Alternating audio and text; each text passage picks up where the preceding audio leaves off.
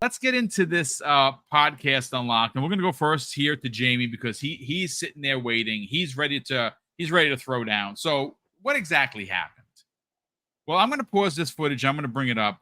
Look, I have a tremendous distaste for IGN because of the way they do their reporting.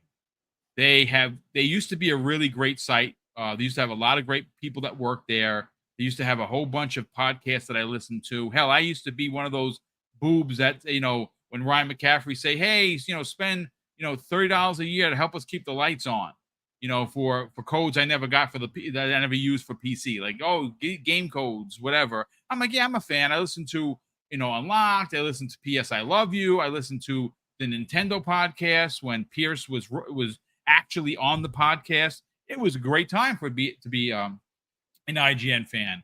And something changed with them 2014, 2015, and I never went back. I found YouTube. I found a bunch of YouTubers that I still listen to this day. And then, of course, I decided to ask to be on someone's show, which, of course, Mooch allowed me to guest once or twice, and then he made me a regular panel member. And after a couple of years there, I decided to start this empire known as Double Barrel Gaming, and well, here we are. So I have not listened to Unlocked in years, and there's a reason for it. This is one of the reasons. And again, I'm not trying to take Destin out of context. This is what was said. This is what we're going to talk about. I think it's a really bad take. I like Destin a lot. I still watch his stuff. I'm still subscribed to his channel. I just watched 2 of his videos this morning. So I'm a fan. But I think that this is a bad take. I think that this is an industry, a gaming industry take. Not so much for other publishers. I think this is a gaming journalist take that has just run rampant. I don't get it. I don't understand it. But let me just set up the video so you fine folks could see what I am seeing, or more importantly, listen to what I have heard. So let me just share that. And I don't know if you can. Okay, I can blow it up.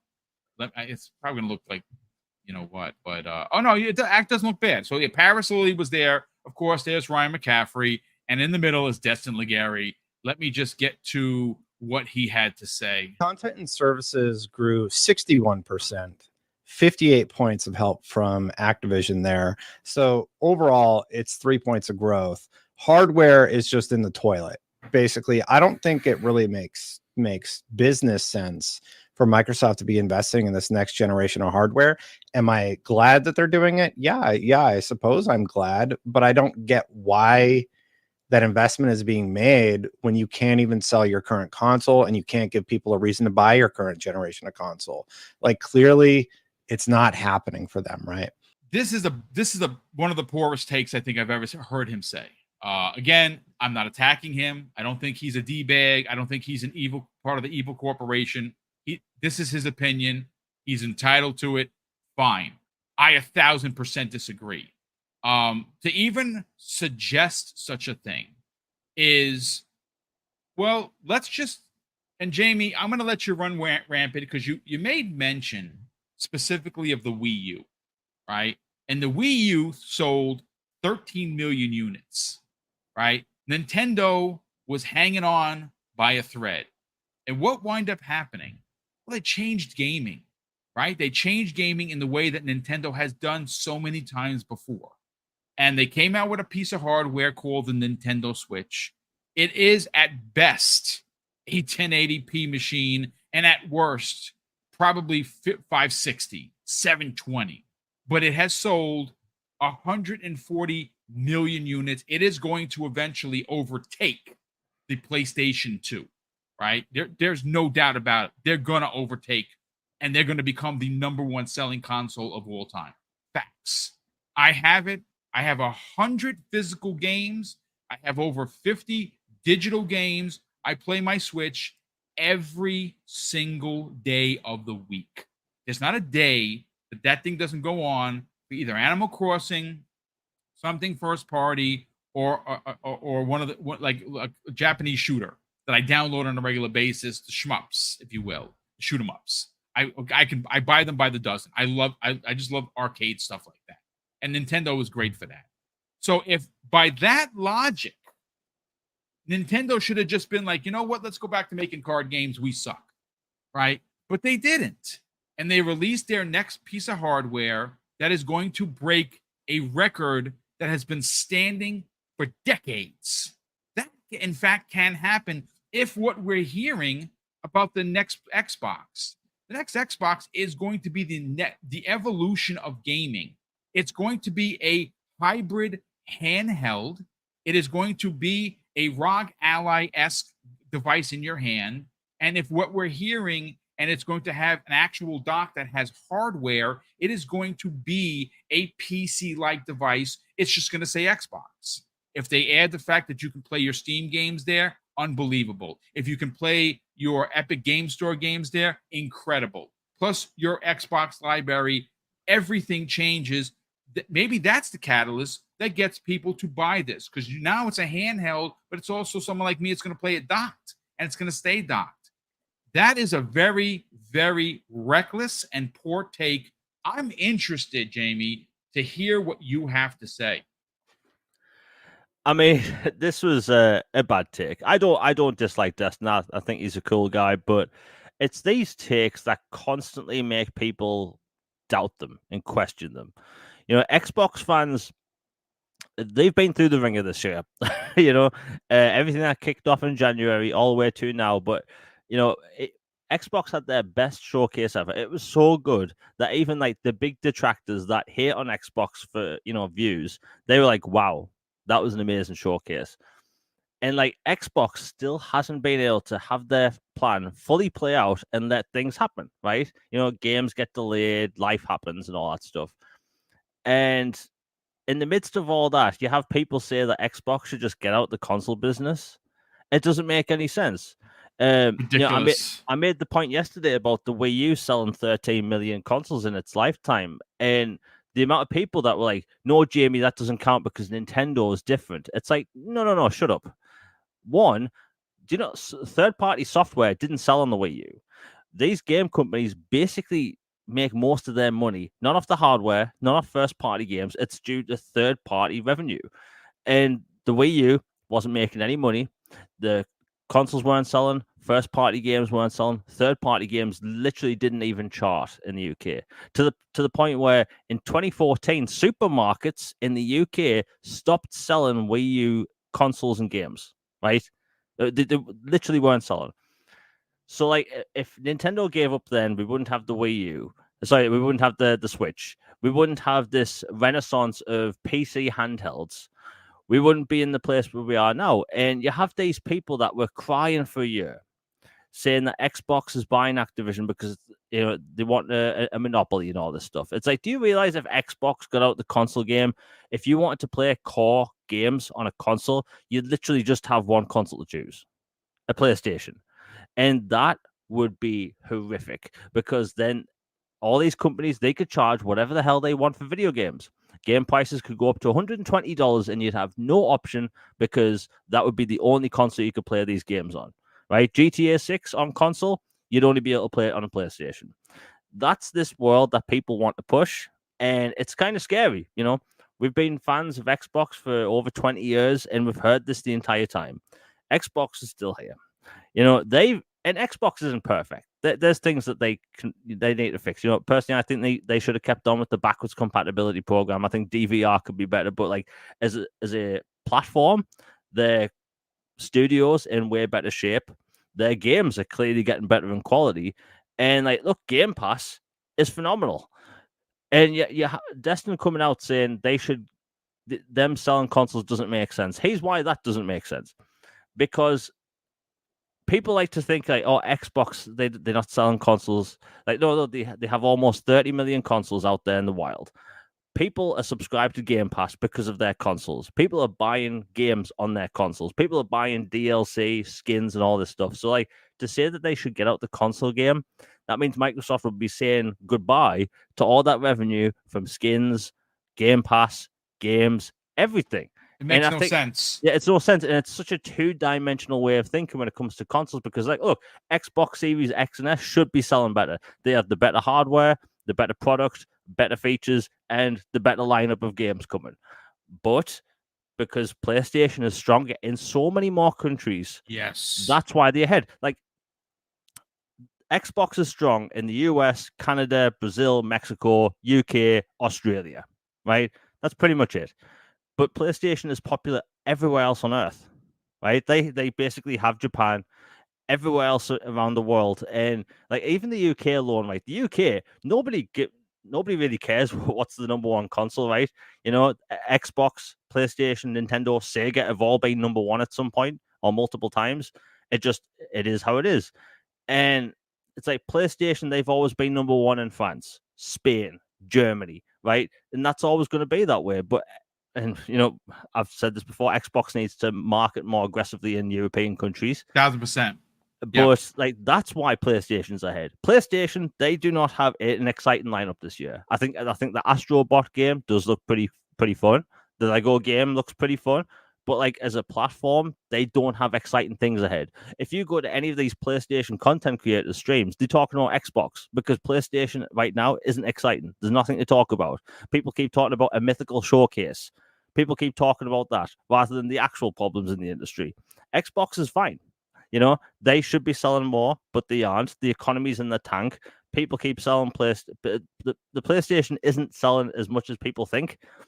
But I think that the whole thought of trying to get Xbox out of the console game for 20 years, it's tiring.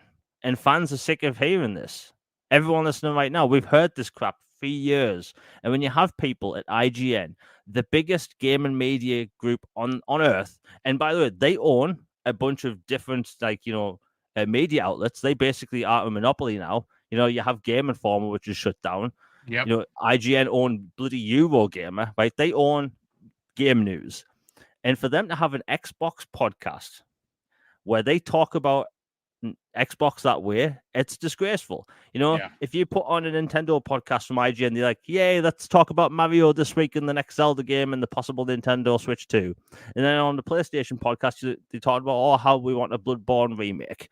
But on an Xbox podcast, you're like, you know what? Xbox should maybe get out the console game because, you know, they're selling 25 million consoles. Yes, they had a good showcase and they've got good games coming, but, you know, how about we get Halo on PlayStation on a bloody Xbox podcast? It's lunacy. I feel like I'm taking crazy pills. It makes no sense. IGN, I stopped using that website in 2015. I think as an Xbox fan, I don't know why anyone would go there. It's not informative. Like I was talking about this before the show went live. Every month I put out a video of upcoming games coming to Xbox. My list is more accurate than IGN. They don't even list Xbox for games that were announced on an Xbox stage. So for them to come out, and by the way, I like Destiny, but that whole rhetoric of Xbox should get out the console game because they're not selling as good as PlayStation is just stupid.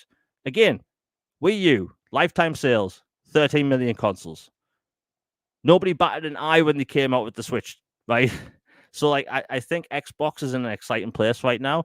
Yes, you have people freaking out because they put 4 games on other platforms, 3 of which didn't sell. But people need to calm down. If people want to send a message that they don't like this constant negative push, stop supporting them. Stop watching them. And it's like why I stopped watching IGN back in 2015. It's why would you watch that stuff if you're an Xbox fan? It's not informative. It's not entertaining. And why would you just want to make yourself depressed about a hobby you like? As an Xbox fan, I don't like that whole push of, you know, Xbox needing to get out the console game. We've been told for the past year and a half, why do we want gaming monopolies? Well, if you want Xbox out the game, that's exactly what you're going to get. A bloody monopoly where games cost $120 and you only have PlayStation to choose from. But Umbra, to suggest that they should just pack it all in, I think is ridiculous. What are your takes, man? Now, I want to be clear. Did he say specifically that they should just stop selling consoles? He says he doesn't. You know what? I will. Basically, I mean, if you want, I'll share it again. Give me a second. Let me just load it up over here, and I'll read to you. I'll let you hear it again. Hold on. Okay. Continue with your point. Well, I was gonna say, this is my thing when it comes to Destin or whomever. I like Destin, so I have So no do I. issues. Yeah. And so this is my thing. Where are you coming from when you say what you say? I don't think Destin is in the business of hating Xbox suddenly. I think he's an Xbox fan. He might not agree, or we might not agree with what he says, right? So typically my mind goes to, is it a good faith or bad faith? If you're saying this out of good faith, I can disagree with you, but still accept your take. If you're saying it because you want to ride the controversy and for clicks, then I would have a problem. I don't know if I'm at that point of believing that. Well, here it is. I played a clip for you again. You can hear it, and again, obviously take into account his context based on this clip. Content and services grew 61%, 58 points of help from Activision there. So overall, it's 3 points of growth. Hardware is just in the toilet. Basically, I don't think it really makes business sense for Microsoft to be investing in this next generation of hardware. Am I glad that they're doing it? Yeah, I suppose I'm glad, but I don't get why that investment is being made when you can't even sell your current console and you can't give people a reason to buy your current generation of console. Like, clearly it's not happening for them, right? Content and services grew. So there you go. Yeah, it sounds like he's I guess he's speaking from a business standpoint. I guess that's what he's trying to speak from. Now, I've always felt odd about it, talking in that way of business, because I'm a consumer. So I've always looked at it like, why would I be talking about it from a business standpoint? I don't care about business. I don't care about somebody's business side of it. So it's always odd for me on that perspective. I get what he's trying to say here. But it's not like he's saying, yeah, they might as well pack it up.